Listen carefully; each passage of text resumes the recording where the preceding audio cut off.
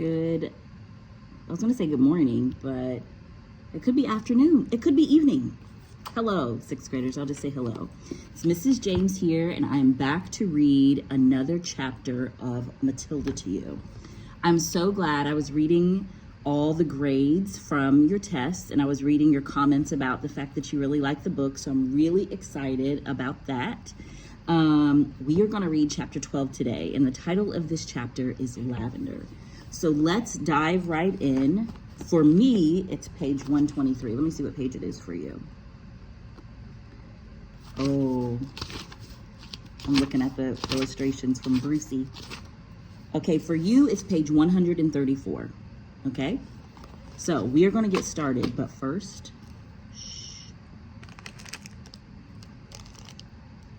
I stole these from Mr. Barnes. He's absent today, and I saw them in his room.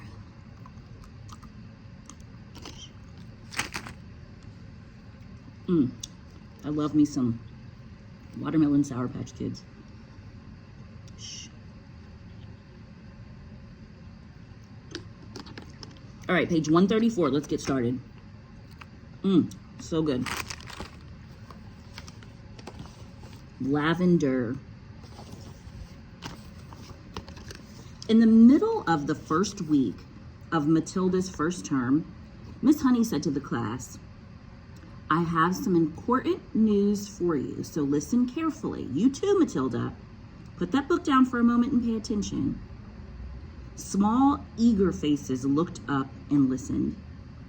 "It is the headmistress's custom," Miss Honey went on, "to take over the class for one period each week. She has done this with every class in the school, and each class has a fixed day and a fixed time. Ours is always 2 o'clock on Thursday afternoons immediately after lunch. So tomorrow at 2 o'clock, Miss Trunchbull will be taking over from me for one lesson. I shall be here as well, of course, but only as a silent witness. Is that understood?"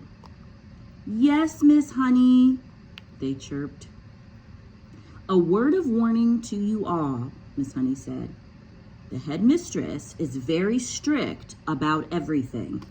Make sure your clothes are clean, your faces are clean, and your hands are clean. Speak only when spoken to. When she asks you a question, stand up at once before you answer it. Never argue with her. Never answer back. Never try to be funny. If you do, you will make her angry, and when the head mistress gets angry, you had better watch out." "You can say that again," Lavender murmured.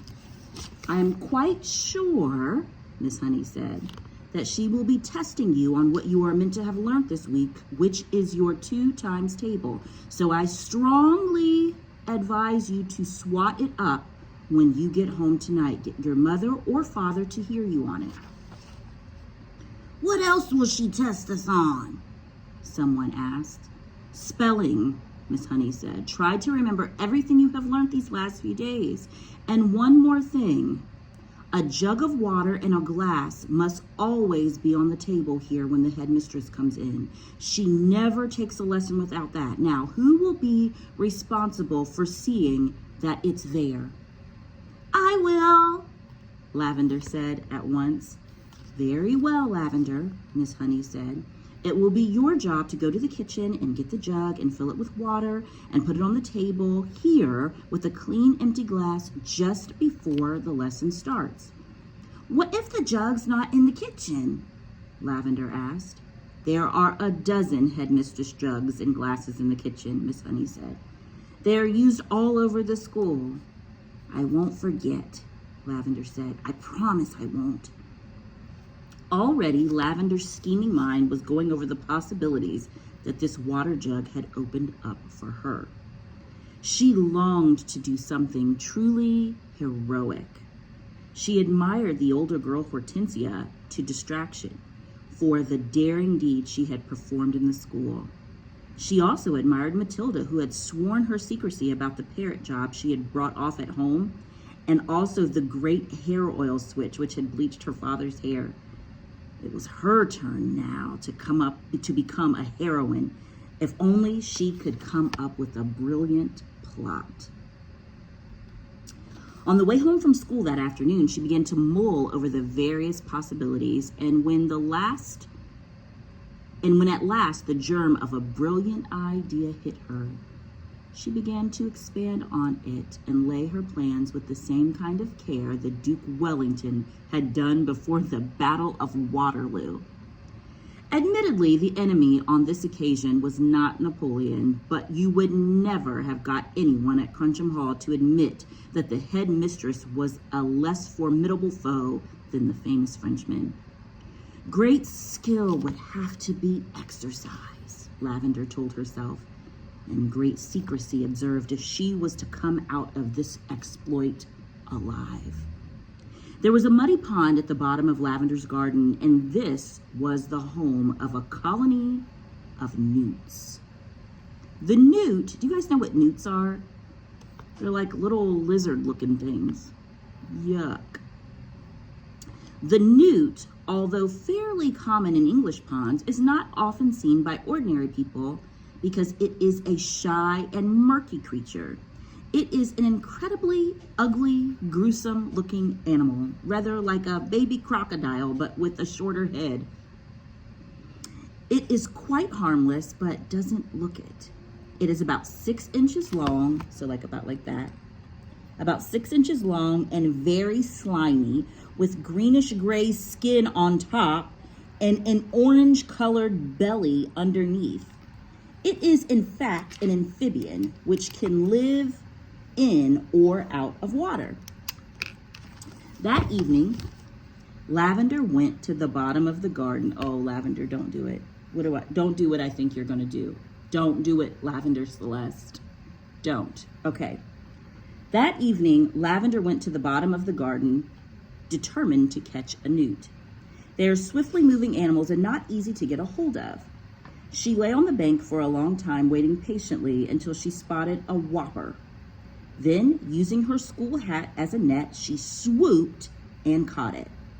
She had lined her pencil box with pondweed ready to receive the creature, but she discovered that it was not easy to get the newt out of the hat and into the pencil box. Her face. It wriggled and squirmed like quicksilver, and apart from that, the box was only just long enough to take it. When she did get it in at last, she had to be careful not to trap its tail in the lid when she slid it closed. A boy next door called Rupert Entwistle had told her that if you chopped off a newt's tail, the tail stayed alive and grew into another newt 10 times bigger than the first one. It could be the size of an alligator. Lavender didn't quite believe that, but she was not prepared to risk it happening. Eventually, she managed to slide the lid of the pencil box right home, and the newt was hers. Then, on second thoughts, she opened the lid just the tiniest fraction so that the creature could breathe. The next day, no, Lavender, don't do what I think you're about to do, girl. Don't do it. I'm telling you, don't do it. She's doing it. The next day, she carried her secret weapon to school in her satchel. She was tingling with excitement. She was longing to tell Matilda about her plan of battle. In fact, she wanted to tell the whole class, but she finally decided to tell nobody. It was better that way because then no one, even when put under the most severe torture, would be able to name her as the culprit.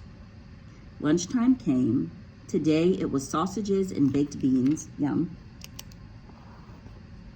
I don't know why I always underline food. That sounds good when I'm reading. Today it was sausages and baked beans, Lavender's favorite, but she couldn't eat it. Are you feeling all right, Lavender? Miss Honey asked from the head of the table. I had such a huge breakfast, Lavender said. I really couldn't eat a thing. Immediately after lunch, she dashed off to the kitchen and found one of the Trunchbull's famous jugs. It was a large, bulging thing made of blue glazed pottery.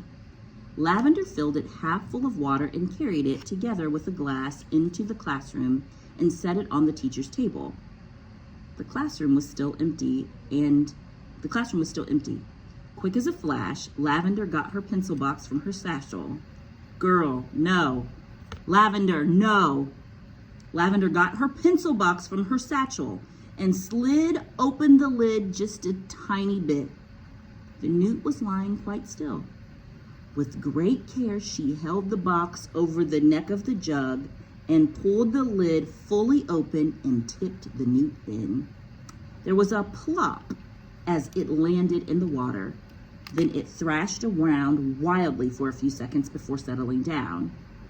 And now, to make the newt feel more at home, Lavender decided to give it all the pondweed from the pencil box as well. The deed was done. All was ready. Lavender put her pencils back into the rather damp pencil box and returned it to its correct place on her own desk. And she went out and joined the others in the playground until it was time for the lesson to begin.